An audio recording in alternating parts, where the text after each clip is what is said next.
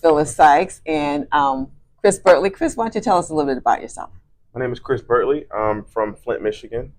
I went to Flint Southwestern here. Went to Michigan State University for undergrad, University of Michigan for law school. Moved to Detroit. Shortly after, I practiced law at a couple firms. I interned for a federal judge in Detroit. And then recently, I kind of moved a little bit over to be in professional sports business, in operations, ownership advising, and strategy for pro sports teams. Okay, for a sports team. Yeah. Okay, so and I understand the sports team is soccer. Yes. Yep. Okay. Yeah. So in your role with the DC United, what does soccer do to communities in terms of Yeah. its impact? Soccer is interesting, I think, as a sport because it's the most grassroots connected of pro sports, especially in the United States. Because if you think about how a player goes to your favorite basketball, your favorite football team, they typically get drafted, right? They're going to get drafted in the NBA, may play college over here, then they play pro for the LA Lakers. Soccer's not like that. Soccer, your first talent and usually your best talent base is from your local community. So, especially in the MLS, we have something called homegrown talent, and we're incentivized to look at our young talent, find the best young soccer players in our area, and give them resources, bring them in, let them train in our facilities, bring them through youth programs, fly them around the country to compete against other top teams, and hopefully play one day for our club. And also, soccer players tend to make their pro debuts much younger. Okay. We've had 15, 16, 17-year-olds on our pro teams. Wow. Yeah. Wow. Yeah. Okay. Yeah. So there's no age restrictions then. As long as a parent okays it, Okay. it's not Oh, age okay. restriction. Unlike the other sports. Yeah, exactly. Yeah. Oh, okay. All right. How do you see soccer changing the American landscape as a whole? I think the United States is such a diverse, big country that's founded on the principle that people come from all over here. And so, in many ways, soccer's been a part of the United States forever. I think, of course, NFL and NBA have been bigger, but soccer has a long history in the United States. And not only of American players being very good, but also players that migrate to the United States or a family and a connection to the United States playing for the U.S. So we have, American citizens from around who have come from around the world to the U.S. to be a part of our soccer culture. We have people that grew up playing, being born here. So I think it's really just going to be more reflective of how popular the game is across the world. It's just going to be a bigger share of people in the U.S. that are interested in soccer. The other thing I'll say it's really, I think, unique compared to the other sports is we owe a lot of our public and broad support to the women's game. Because if you think about the women's national team, you think about Mia Hamm, you think about how good they've been, and also how popular a sport soccer has been, especially on the youth level for men and women, especially women. It's not a difficult sell in a country that had so many people playing, so many people that have been interested in the last 20 years of Olympic team, World Cup teams, that it's really just showcasing the game in a different way on a pro level. When so many people already like it, have an interest, of whether it's their kids or whether it's themselves playing at a certain age group, or just a global interest of the World Cup when it comes on. So it's really just showing that this game that you already like, have an interest in, whether because your kids drag you to a game or you've turned it on, or like who is Messi, that is just available now throughout the year. Oh, okay. Okay. It's interesting. Fun fact, somebody told me the other day, I was talking to someone about soccer. I didn't know that baseball is the highest paying sport, and that soccer is the second. Yeah, I think it would depend a little bit on the league and the time of the specific play, because you can measure it different ways. You could say what's the highest average salary. You could say who has the largest contract. So, but I think you're right generally. I mean that. I didn't know that. We always hear about basketball and football, and particularly with the draft just recently. That I didn't know that those sports were. Well, the biggest difference lies in the TV rights and the media rights. Because if you're the top player at a top team in England or Spain, your fan base isn't just people in London. Your fan base is someone in China, someone in Australia, someone in. So all of a sudden, these teams have Super Bowl-like followings around the world for their games and for their clubs. So the biggest clubs in Europe are followed by, those are some of the most watched teams, most watched, television broadcasts, Oh, I see. streaming broadcasts in countries outside of their own. Right, So that right, creates just incredible right, value in what right, those players can do because right. they are not just, You're not just limited to, for yeah, instance, the NFL and yep, and the NBA because yeah, it's just America and that. yeah. So they're, Wow. they're, Okay. they're truly global. We have global stars in our game. I think Yeah. LeBron, Michael Jordan. Right. Right. Those people are, they happen. I think Tom Brady in a certain sense. But in soccer, that's happening all the time because the clubs have these global followings. Also, soccer allows for the ability of cross-country competition in a way that makes it more popular too. Right, if we don't think about who the best basketball player is in Canada or Spain or Brazil because the NBA is going to attract the number one talents from every country.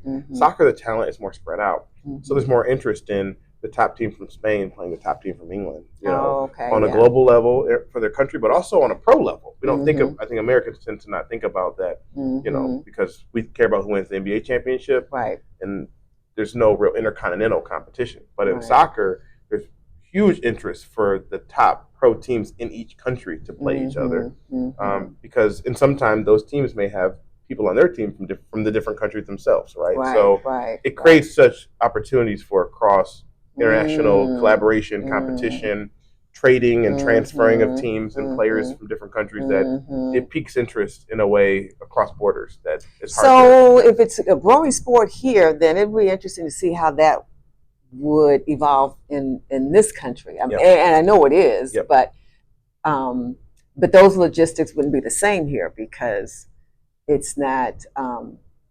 It's changing here too. The MLS, Major League Soccer, the American Pro League, is becoming a destination as well. I mean, it's the league that Messi's in now, but that's the headline, and Messi is phenomenal, huge for the game.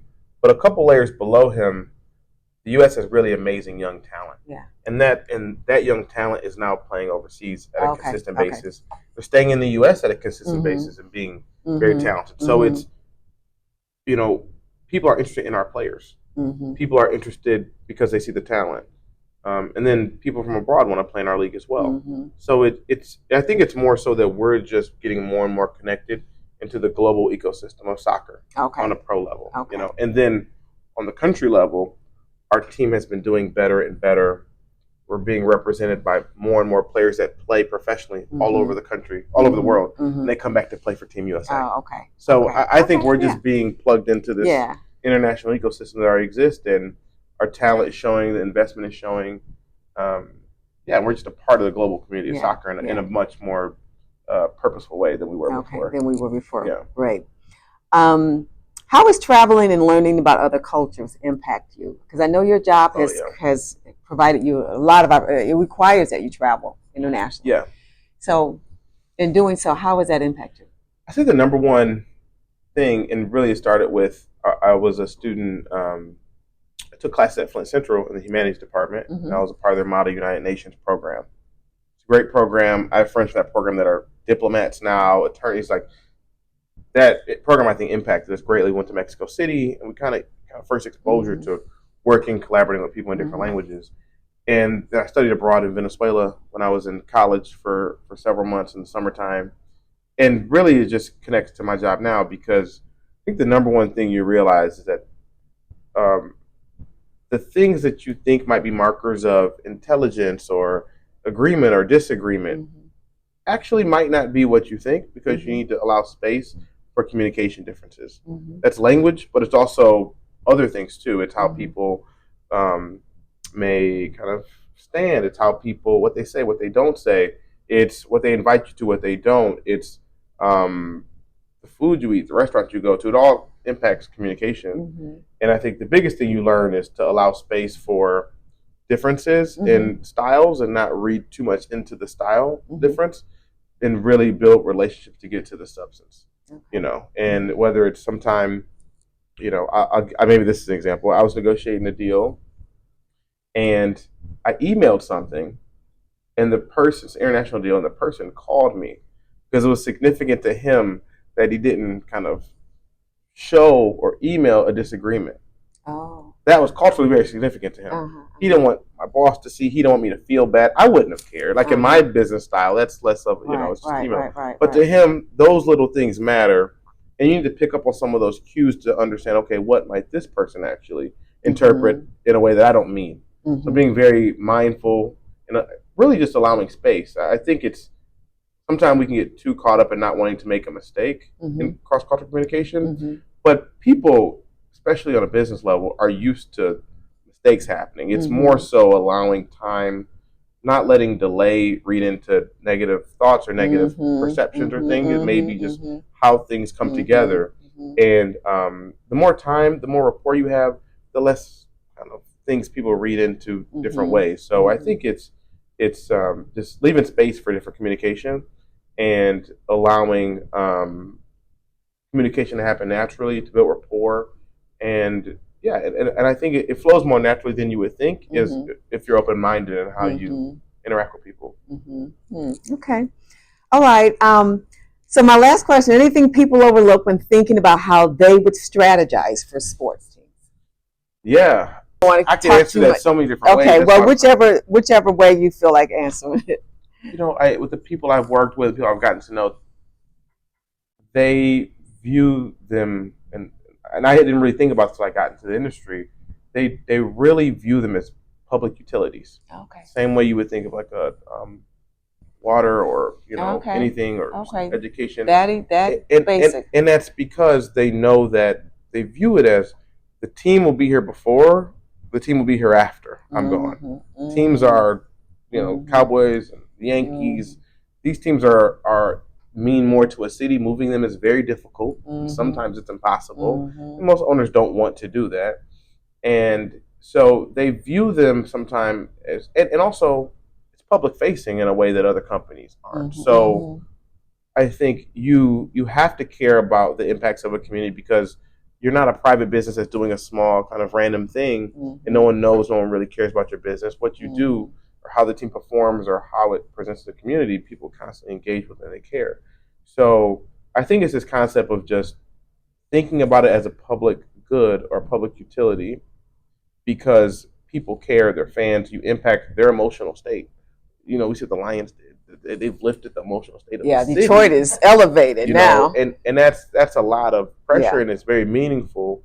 And the owners or executives, the team's going to outlast everyone and it's going to be there and people are going to have stories and their kids and grandkids. So I think it's more just understanding the public value it can bring and thinking about that long term with the community and what you want, how you want the team to interact with the community. Okay. That it is more of a public facing entity than another company. Right.